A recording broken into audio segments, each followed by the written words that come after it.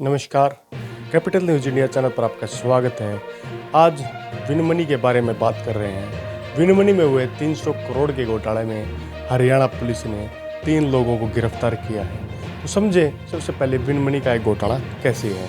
मैं बता दूं, हरियाणा पुलिस ने कई राज्यों में फैले इस ऑनलाइन फ्रॉड का खुलासा किया है और एक खाते से 300 करोड़ के लेन देन की बात हुई है। यह मात्र एक खाता है, इसके अलावा पता नहीं कितने और खाते इनके होंगे और कितने करोड़ का लेन देन होगा।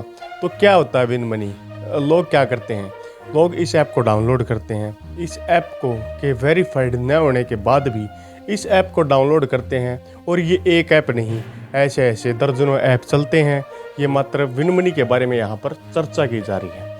तो बताते हैं, हरियाणा पुलिस ने हिसार के एक शख्स की कार्रवाई पर इस ऑनलाइन प्लेटफॉर्म के खिलाफ अपने थाने में एफआईआर दर्ज की, जिसके बाद हरियाणा पुलिस ने इस फ्रॉड को भंडाफोड़ करने के लिए एक व्यक्ति को जयपुर से और 2 व्यक्तियों को गुजरात से पकड़ने का काम किया, जो इस ऐप के माध्यम से लोगों के साथ ठगी करते थे।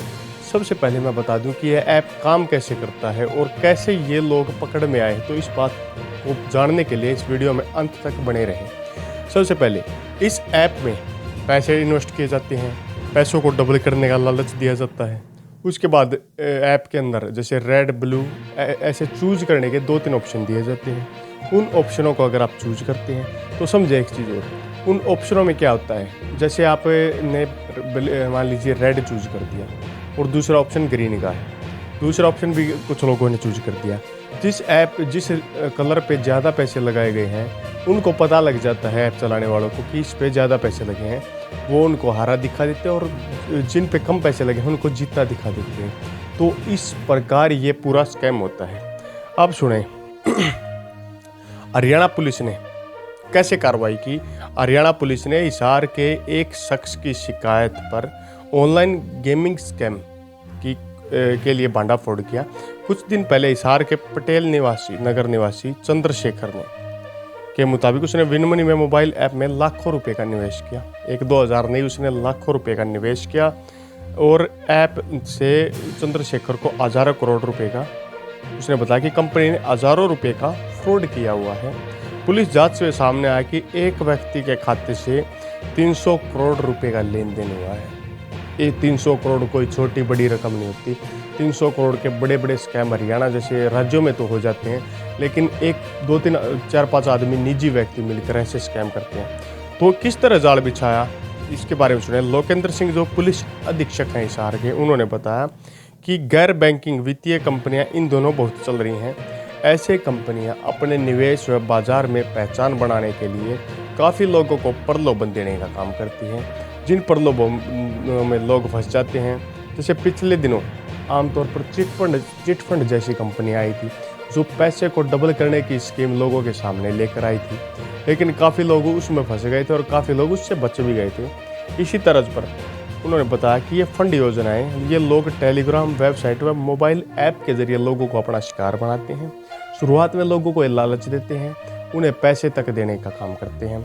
उसके बाद लोगों को लालच आ जाता है, वे अपने पैसे इन्वेस्ट करने लग जाते हैं। इस वेबसाइट में ब्याज के तौर पर भी पैसे दिए जाते हैं। तो इस नोटिफिकेशन के माध्यम से ऑनलाइन गेम खेलने लगते हैं। जो शख्स एक बार संपर्क में आ जाता है वह और लोगों को चैन के माध्यम से जोड़ने का काम करता है। चैन के माध्यम से वह और लोगों को इसलिए जोड़ता है क्योंकि उसको भी चैन के माध्यम से दूसरे लोगों को जोड़ने के कुछ पैसे मिलते हैं। और जब भी वह हर एक बाजी पर अपने पैसे लगाकर विड्रॉल करता है, पैसे लगाता है और जीतने की कोशिश करता है, तो जिन के माध्यम से वह चैन से जुड़ा है उनको भी कुछ पैसे मिलने की संभावना हो जाती है। हिसार पुलिस अधीक्षक ने जैसे बताया था कि इस प्रकार फ्रॉड किया जाता है कि खेलने के लिए लोगों को उकसाया जाता है और ये लालच दिया जाता है कि आप जीतोगे तो आपको 10 गुना पैसे मिलेंगे। मान लीजिए अगर आपने ऐप के अंदर 10,000 रुपये लगाए हैं, अगर आप जीत जाते हैं तो आपको 20,000 रुपये मिल जाते हैं। इस सारे ऐप का कंट्रोल उनके पास होता है और आपका विश्वास ऐप से ऐसे बढ़ेगा कि आप दूसरी गेम में 50 रुपये अपनी जेब से लगाओगे तो ऐप संचालित आपको जिता देंगे। इसके बाद कोई बड़ी रकम लगाकर गेम खेलोगे तो हार जाओगे और सारा पैसा जो ऐप चलाने वाले संचालक हैं उनके पास चला जाएगा। कमीशन का दिया जाता है लालच। हिसार पुलिस ने बताया कि जिस प्रकार ऐप को रेफरल कोड के माध्यम से जोड़ा जाता है, तो जो भी अपना रेफरल कोड देकर किसी और को उससे जोड़ने का काम करता है, तो उन लोगों को इससे फ़ायदा होता है और कुछ पैसे उन्हें मिलते हैं। तो लोग अपने लालच के लिए दूसरे लोगों को इस ऐप में धकेल देते हैं। वे लोग पैसा कमाने के लिए दूसरों को इस ऐप के माध्यम से जोड़ देते हैं, जिसमें आपके वॉलेट में पैसे रखने पर 8% ब्याज, जो कि बैंक में नहीं दे पाते, 8% ब्याज, सबसे अधिक ब्याज देने का काम भी ये ऐप वाले करते हैं। तो इस प्रकार जमा पूंजी को लोग अपने ब्याज लेने के लिए भी इसमें रखते हैं। लोगों को ऑफर दिया जाता है, अगर आप लिंक के माध्यम से 1000 रुपये जमा करवाते हैं तो 3 महीने तक 80 रुपये आपको आपके खाते में आएंगे। तो आप समझ सकते हैं कितना बड़ा स्कैम है। तो 3 महीने तक इसी प्रकार, इसके बाद लोगों का ज़्यादा मुनाफे का लालच देकर वेबसाइट में मोबाइल ऐप के जरिए पासवर्ड दिया जाता है, जिसके बाद पासवर्ड देकर VPA वर्चुअल पेमेंट एड्रेस और UPI अनफ्रेड पेमेंट इंफ्राफेस के माध्यम से रुपए डलवाते हैं, जिनका समय समय पर कमीशन यूजर को मिलता रहता है। और आप सोचते होंगे ऐप में इनके माध्यम से कैसे डलवाते हैं, तो उनके निजी ऐप होते हैं, निजी UPI आइडिया होती है, जो वे समय समय पर चेंज भी कर लेते हैं। उनमें आप पैसे डालकर उनका स्क्रीनशॉट उनके आईडी पर शेयर करेंगे तो ही आपका वेरीफाइड माना जाएगा। उसके बाद वे अपनी ओर से उसमें 1000 रुपये ऐड दिखा देते हैं। इस तरह प्रमोशन देते देश में विनमनी जैसे ऐप चल रहे हैं, जिनका प्रसार टेलीग्राम व अन्य वेबसाइटों पर होता रहता है, जिसमें नोटिफिकेशन के लिए यूट्यूब पर लालच देने के लिए विज्ञापन भी दिलाए जाते हैं, जिन्हें कंपनी अपना ऐप प्रमोशन करवाने के लिए ऐसे काम करती है। जैसे ही RXE, जैसे विंजो प्रो, कलर प्रोडक्शन, ऐसी अनेक ऐसी कंपनियां हैं जो भारी लालच देकर, धोखाधड़ी देकर एडमिन द्वारा इन ऐप को कंट्रोल करवाने का काम करती है। हिसार पुलिस ने जैसे जांच की तो उन्हें पता लगा विनमनी ऐप में महाराष्ट्र स्थित बैंक अकाउंट में पैसे गए थे। आप सोच सकते हैं, आप हरियाणा से पैसे लगाते हुए पैसे महाराष्ट्र में चले जाते हैं। इसके बाद फिर वहां से पैसे उड़ीसा स्थित बैंक अकाउंट में गए। अंत में धनराशि कोलकाता स्थित बैंक में एक संदिग्ध व्यक्ति के खाते में गई। संदिग्ध व्यक्ति उस पैसे को 5-5 लाख रुपए करके जयपुर निवासी आकाश शर्मा के बैंक अकाउंट में ट्रांसफ़र करता है। फिर आकाश शर्मा उस धनराशि को बिन एक ऐप खरीद कर उस संदिग्ध के अकाउंट में वापस पैसे डाल देता है। जांच में सामने आया कि आकाश शर्मा के जयपुर में अलग अलग बैंकों में 13 अकाउंट हैं। आरोपी आकाश ने बिनेंस ऐप के माध्यम से करोड़ों रुपए की ट्रांजैक्शन इधर उधर की है। आकाश शर्मा ने हाल ही में 10 लाख रुपए की USDT कॉइन संदिग्ध अकाउंट में डाले हैं, जिसकी एवज में उसे 2500 रुपये का कमीशन मिला है। ये मात्र जो पकड़े गए व्यक्ति हैं, ये मात्र एक मोहरा है। अभी इनके जो मैन हेड है उस तक अभी पहुंचा नहीं गया है। हिसार पुलिस ने इस मामले में 3 लोगों को गिरफ्तार किया है। इनमें से एक को जयपुर और 2 को गुजरात से अरेस्ट किया है।